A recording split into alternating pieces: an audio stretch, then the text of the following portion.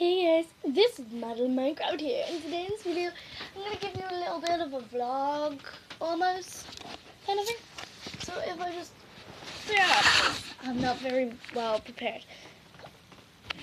I'm never very well prepared, that's why I suck at this. So yeah, I have to put this on. It's my Tammy ears. I look like Tammy. I have a Tem shop. I might show you that if you guys want me to. And put some suggestions and stuff in the description below if you want. Dude, that looks stupid. So yeah, go do that. Put suggestions of what you want me to do. But for now, I'm going to read to you the first chapter of, sorry about this, The School for Good and Evil. So let's begin.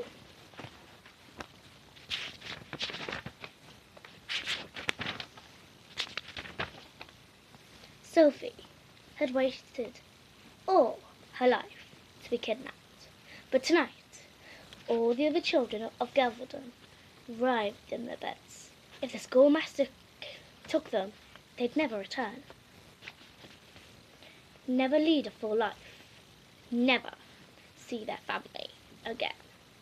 Tonight, these children dreamt of a red-eyed beast with the body of a beast, come to rip them from their sheets and stifle their screams. Sophie dreamt of princesses instead. She had arrived at Castle Ball and thrown for her in honor, only to find the whole field with 100 suitors and no other girls in sight. Here for the first time were boys who deserved her. She thought as she walked through the line, hair shiny, and thick, muscles torn through shirts, skin smooth and tan. Beautiful and attentive, like princes should be. But just as she came to the one who seemed better than the rest, with brilliant blue eyes and ghostly wet hair, the one who felt like happily ever after, a hammer broke through the walls of the room and smashed the princess to shards. Sophie's eyes opened to morning. The hammer was real. The princess were not. Father, if I don't sleep 9 hours, my eyes will look swollen. Everyone's parting you'll be taken this year, her father said, nailing a misshapen bar over a bedroom window, completely obscured by locks, spikes, and screws. They tell me to shear your hair, muddy up your face, and if I believe all this fairy tale hogwash, no one's getting in here tonight, that's for sure. He pounded a deafening crack as the exclamation. Sophie rubbed her ears and frowned at her once lovely window. Now seemed something like a witch's den. Locks. Why didn't I think of that before?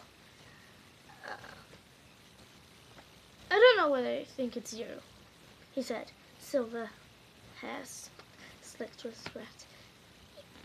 If it's goodness that schoolmaster fellow wants, he'll take Goldie as his daughter. Sophie said, well, perfect child that one is. Brings her father's home-cooked lunches on the mill. Gives leftovers to the poor hag, and I swear. I'm playing around. Sophie heard an edge in her father's voice. She never once cooked a meal for him, even after her mother died. Naturally, she had a good reason. The oils would clog her pores, but she knew it was a sore point. This didn't mean her father had gone hungry. Instead, she offered him her own favourite foods: mashed beets, broccoli stew, boiled asparagus, steamed spinach. He had ballooned into a blimp like Belle's father, because precisely she hasn't brought him home-cooked lamb frises and cheese souffles from the mill. As a poor hag in the square, The Elkron, despite claiming hunger every day after day, was fat. If Belle hadn't done anything with it, then she wasn't good after all, but the worst kind of evil. Sophie smiled back at her father. Like you all said, it's hogwash. She swept out of her bed and slammed the bathroom door. She stood at her face in the mirror. The rude awakening had taken its toll. Her waist-long hair, the colour of spun gold.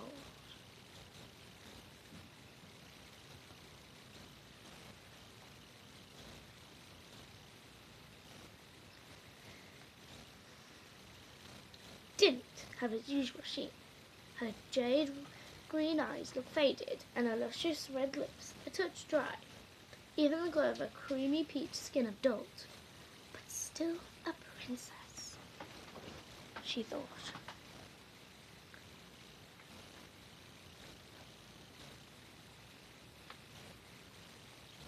Her father couldn't see she was special, but her mother had. "You're too beautiful for this world, Sophie," she had said with her last breaths. Her mother had gone somewhere better. Now so would she. Tonight she would be taken into the woods. Tonight she would be given a new life. Tonight she would live her fairy tale. And she needed to look the part. She began to rub fish eggs into her skin, which smelled like dirty feet and warded off spots. She massaged pumpkin puree, rinsed with goat milk, and soaked her face with a mask of melon and turtle egg yolk. As she waited for the mask to dry, Sophie flipped through the storybook and sipped on cucumber juice to keep her skin dewy soft. She skipped to her favourite part of the story, where the wicked hag is rolled down the hill in a nail-spiked barrel. Nail-spiked barrel? Ugh! Imagine that.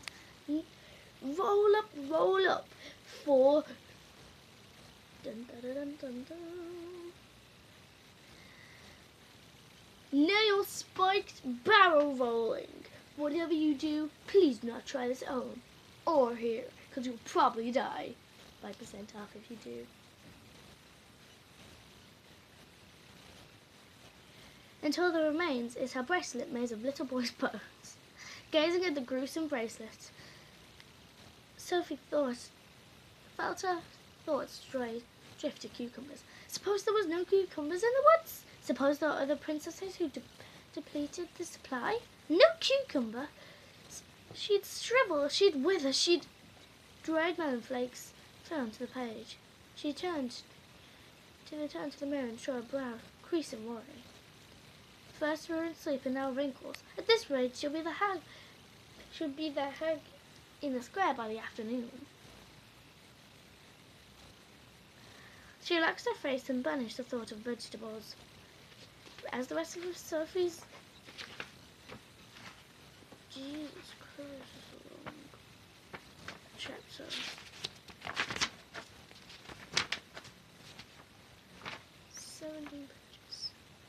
Fantastic.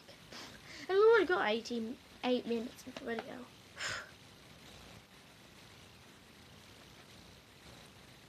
Anyway, as the rest of Sophie's beauty routine, it could fill a dozen storybooks. Suffice to say, it included goose feathers, pickled potatoes, horse hooves, cream of cashews, a vial of cow's blood. Ew. 2 hours of rigorous grooming later, she stepped out for the house in a breezy pink dress, sparkling glass heels, and hair in an impeccable braid. She'd last one day before the schoolmaster's arrival and planned to use every minute. Why she, not Belle, or not Belle, without Sabrina or any other imposter, should be kidnapped. Sophie's best friend lived in the cemetery. Giving her loathing to things grim and grey, poorly lit, one would expect Sophie to host her visit at a cottage with her new best friend. But instead, she climbed to the house atop Groves Hill every day this week, careful to maintain a smile on her face, since that was a good deed after all. To get there, she had to walk nearly a mile from the bright lakeside cottages. with green eaves.